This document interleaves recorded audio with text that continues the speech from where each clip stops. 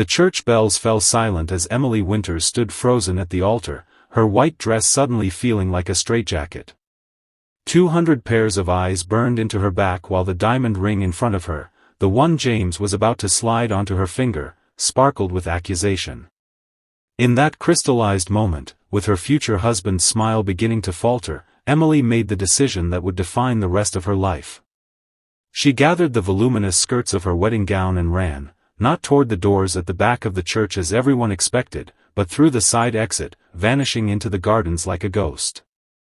If you've ever felt trapped by the life everyone else wanted for you, this story might just change everything.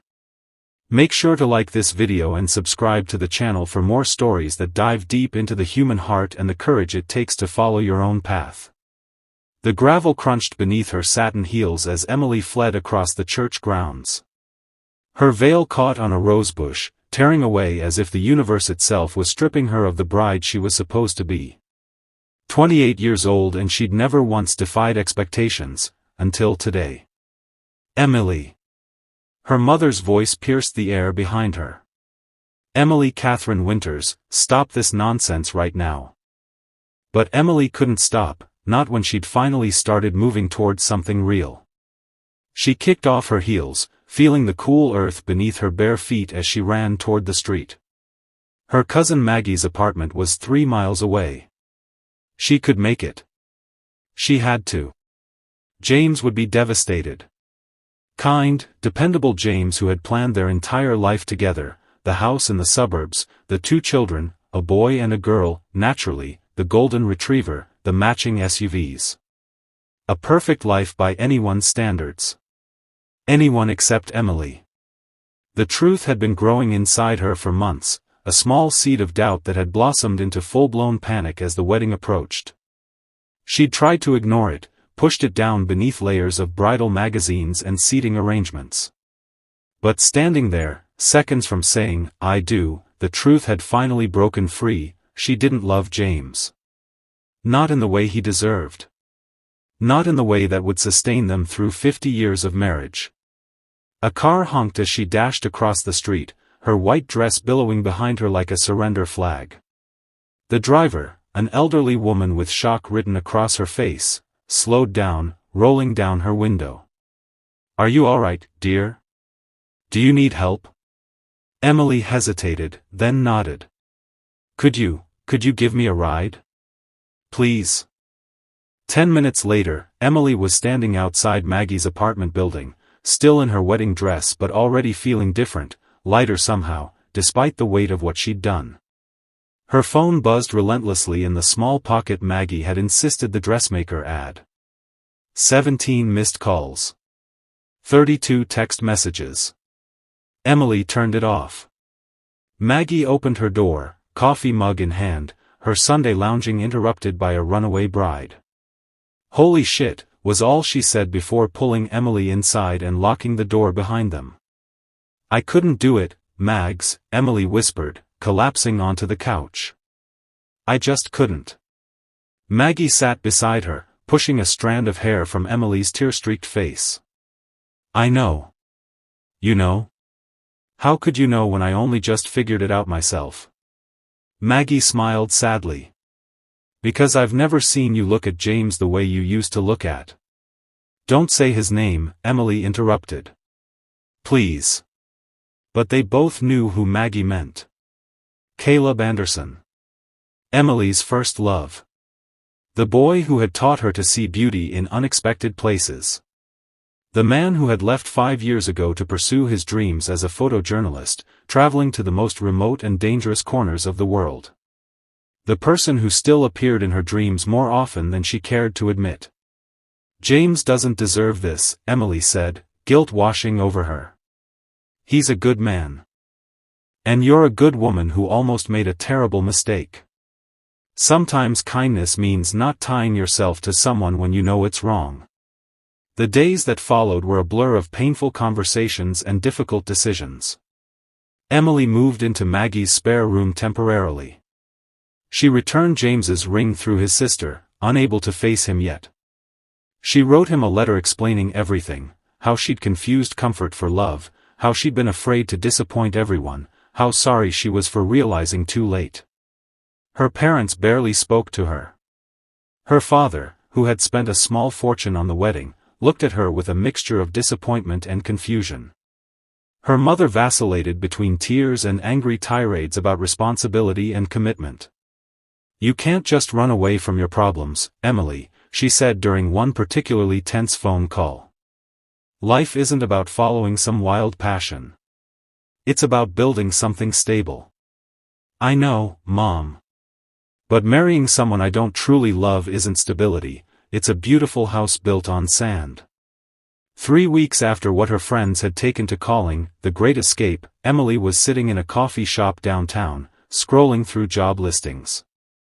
She'd quit her position at her father's insurance company, another decision that had not been well received. She needed a fresh start, something that was hers alone. "Emily?" The voice sent a jolt through her body before her mind even registered who it belonged to. She looked up, and there he was, Caleb Anderson, looking somehow exactly the same and completely different. "Caleb," she breathed, her heart hammering against her ribs. "What are you doing here? I thought you were in, where was it last? Myanmar?" He smiled, the same crooked smile that had once been her whole world. "I was. Now I'm here. Mind if I sit?"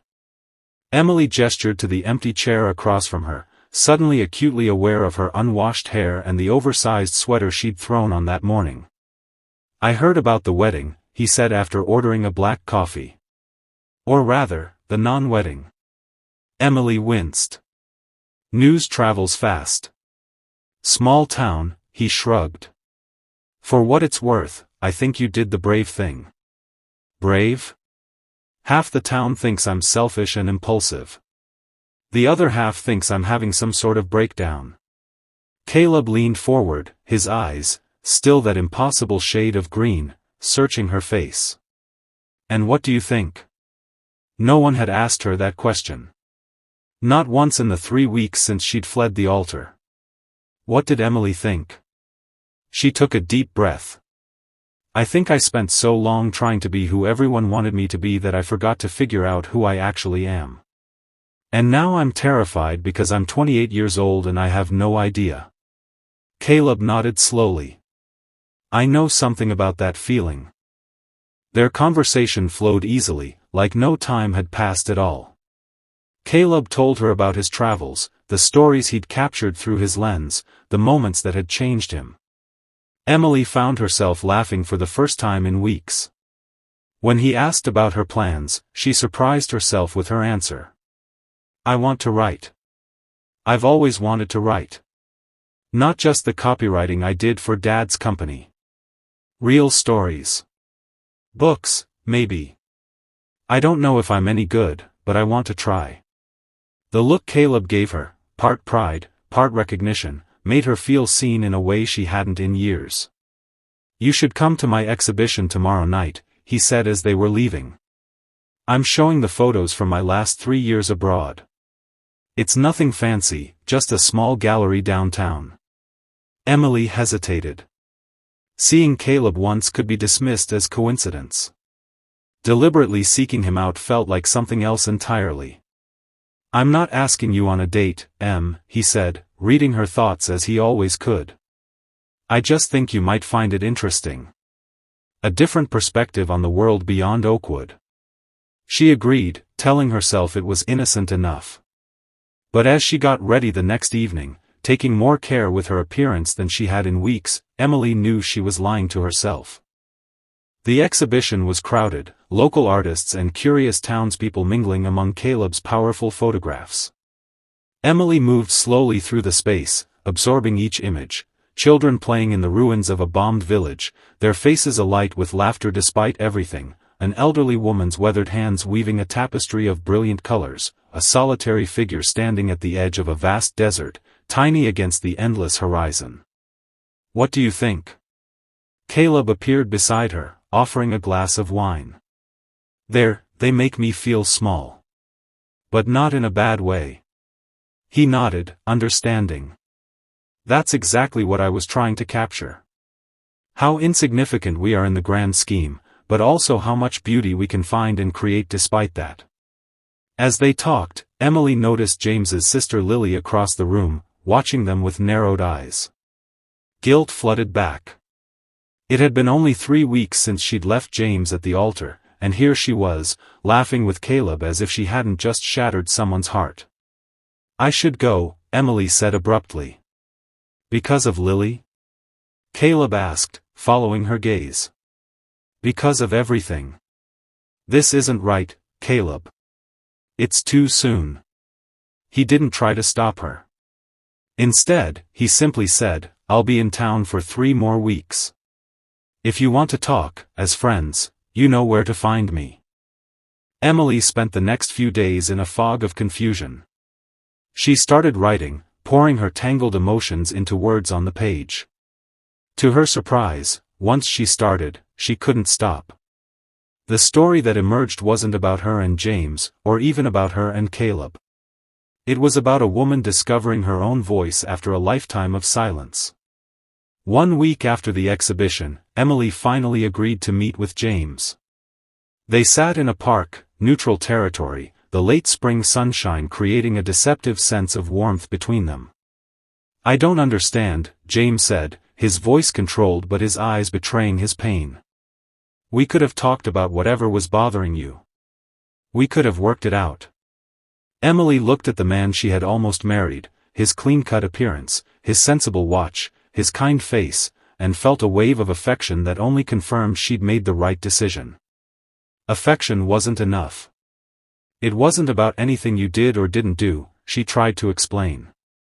"It was about me not being honest, with you or with myself." "Is it because of him?" James asked suddenly. "I saw you at his exhibition. The whole town is talking about it." Emily flinched at the bitterness in his voice. "No. I mean, Caleb is part of my past, yes. But this isn't about him. This is about me figuring out who I am when I'm not trying to be who everyone else wants." James looked away, blinking rapidly. "I loved who you are, Emily. Not who I wanted you to be." "Maybe you did," she said softly. "But I didn't love myself enough to believe that." As spring turned to summer, Emily continued writing. She moved out of Maggie's apartment and into a small studio above the town's only bookstore, where she took a part-time job to pay the bills. Her parents gradually moved from anger to reluctant acceptance of her new path. Her father even read some of her writing, surprising her with his thoughtful feedback. She saw Caleb occasionally, casual coffees, a walk in the park, once a group dinner with mutual friends. They were careful to maintain boundaries, both aware of the complicated history between them and the fresh wounds Emily was still nursing. 3 weeks stretched into 2 months. Caleb delayed his departure, taking on local photography projects. Emily finished her first manuscript and, with trembling hands, submitted it to a small publishing house that specialized in new voices. "I'm leaving next week," Caleb told her one evening as they sat on a bench overlooking the river. "Assignment in Argentina." Emily nodded, ignoring the tightness in her chest. "That's exciting." "I want to ask you something," he said, turning to face her. "And I want you to know that whatever your answer is, it's okay." She held her breath, waiting. "Come with me." The words hung between them, impossible and exhilarating.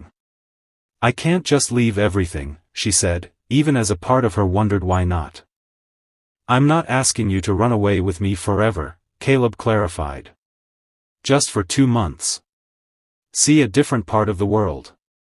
Right there instead of here. Then decide what you want." Emily thought about the life she'd been building, fragile but her own. She thought about her manuscript, waiting for a response.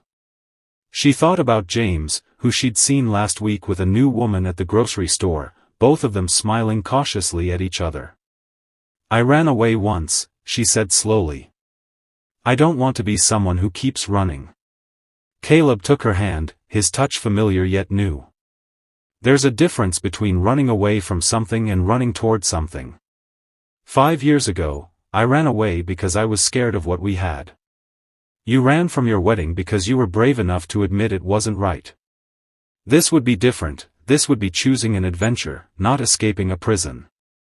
Emily looked out at the river, watching the water flow steadily forward, never backward. Maybe that was the answer. You couldn't go back, couldn't undo the past. You could only move forward, making each choice with as much honesty and courage as possible. If my manuscript gets rejected, I'll think about it, she said finally, allowing herself to imagine the possibility. 2 weeks later, Emily received an email from the publishing house. They wanted to publish her book. They loved her voice, her perspective, her raw honesty. They wanted to meet with her to discuss details. The same day, she stood at the airport, watching Caleb's plane take off for Argentina without her. "You're sure about this?" Maggie had asked that morning as she helped Emily prepare for her meeting with the publishers. Emily nodded. "I need to see this through. I need to know I can stand on my own." 6 months later, Emily's novel, The Choices We Unmake, was published to modest but encouraging reviews. James attended her local book signing, a gesture of forgiveness that brought tears to her eyes. Her parents hosted a celebration dinner, her father raising a toast to her courage. And on a cool autumn evening, as Emily sat in her apartment above the bookstore, working on her second novel, her phone buzzed with a text message. "Just landed back in town. Brought you something from Argentina. Coffee tomorrow?" Emily smiled, her heart light with possibility. This time, if she chose to follow where it led, it wouldn't be running away. It would be running toward. The bride who ran away had finally found her way home, not to a place or a person, but to herself. If this story touched your heart or made you think about the choices in your own life, please like this video and subscribe to the channel. We share stories like Emily's every week, tales of courage, self-discovery, and the unexpected paths that lead us to who we're meant to be. Thank you for watching The Bride Who Ran Away, and remember, sometimes the bravest thing you can do is change direction, even when everyone else thinks you're on the right path.